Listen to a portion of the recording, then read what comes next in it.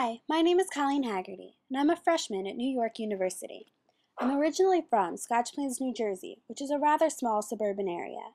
However, it is surprisingly diverse and liberally minded. One thing I loved about my town is how close it is to New York City. I can take a quick train in on the weekends and go from my sleepy community to the city that never sleeps. This was nice because as much as I love the city, I'm not sure I would have been ready for all the responsibility living there entails until I came to college.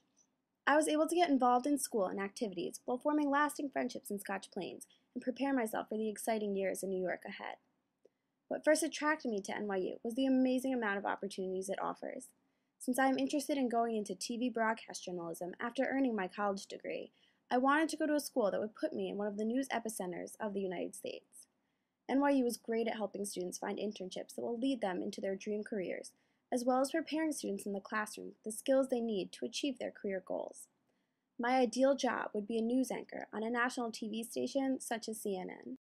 Being just a freshman in college, I can still vividly remember how trying the whole college application process was. I don't think I slept for a week waiting to hear back from NYU.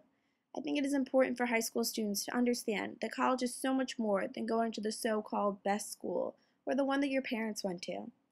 I know I face a lot of pressure to apply to a school with a high ranking since the adults around me claim this made a school better. But these statistics have nothing to do with your own personal likes or dislikes and are not a fair judge of any school.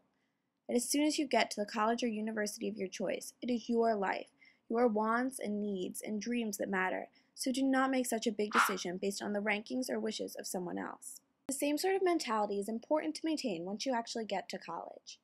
I remember hearing all sorts of things about college life before I got there, from TV shows or songs or movies, and having certain ideas about it cemented in my mind. In truth, no college experiences look alike. There is no template to fit into. This is a stage in your life that your time is literally in your hands for you to mold and shape as you please. Your college experience can be anything you want it to be, but will probably not end up looking the way you expected it to. Something that is surprising to many students is the sheer volume of work the professors give you in college.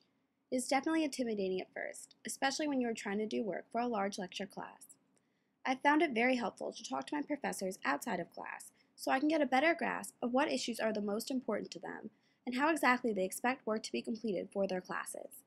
It is pretty scary to approach these professors at first, but in my experience, it has always been worth it.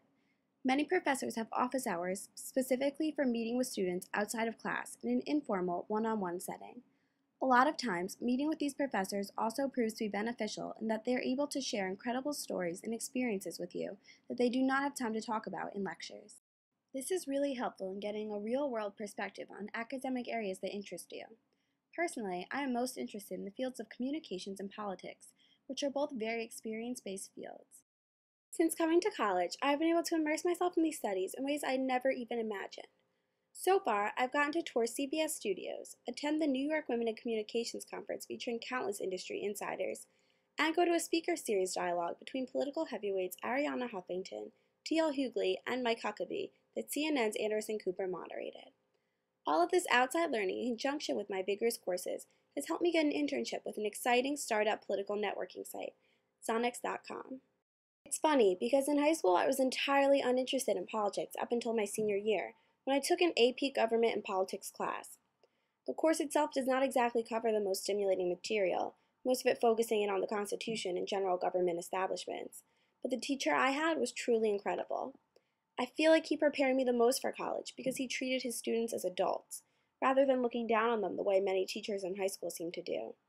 His belief in students meant that we often had very difficult work that went beyond the typical true or false test, such as essays like the ones I have to write now. He respected the opinions students had on matters and pushed us to use what we learned inside the classroom in real-world settings, having us do projects outside of the classroom in our local political communities. My older sister, Nicole, was actually interested in political studies before me and explored this interest when she went to college. However, her ideal school and mine were completely different. She decided to attend Western New England, a tiny, secluded liberal arts college in Springfield, Massachusetts. Her entire school has less students than my freshman class. As helpful as it was having seen the college application process completed by her first, I really do think college is such an individual endeavor, unique to each person who decides to apply and attend. Of course, some people feel that college is not the right step for them. This is completely fine if there are reasons one is not interested. However, if someone wants to attend college, I think that they should do anything and everything they can to get there. A major concern many have about college is how expensive it is, and this is a completely warranted worry, for there are few people that are able to afford college without taking out at least one loan. As scary as it is to be in debt so much money, you have to remember that this is money being put towards something extremely valuable and worth an investment, your future. Plus, many colleges try to give you the most for your money by allowing you free access to their state-of-the-art gyms and libraries, as well as countless events and career counseling and services. If you spend carefully and learn to budget your money while in school, you should not have too much to worry about. Honestly, it does not matter as much where you go to college as how you go. No school will feel right if you do not go into it with enthusiasm and an open mind. College is such an extraordinary time in your life, filled with freedom to explore your interests, meet new people, and grow in ways you have never been able to before. I remember how scared I was back in high school that I would pick the wrong school. Even once I got to NYU, I was not sure it was the perfect fit for me. Then I realized that no school will ever be perfect. Just like life before college, you will have some days that are bad. But the good thing about college is that these bad days are so outweighed by the many wonderful ones.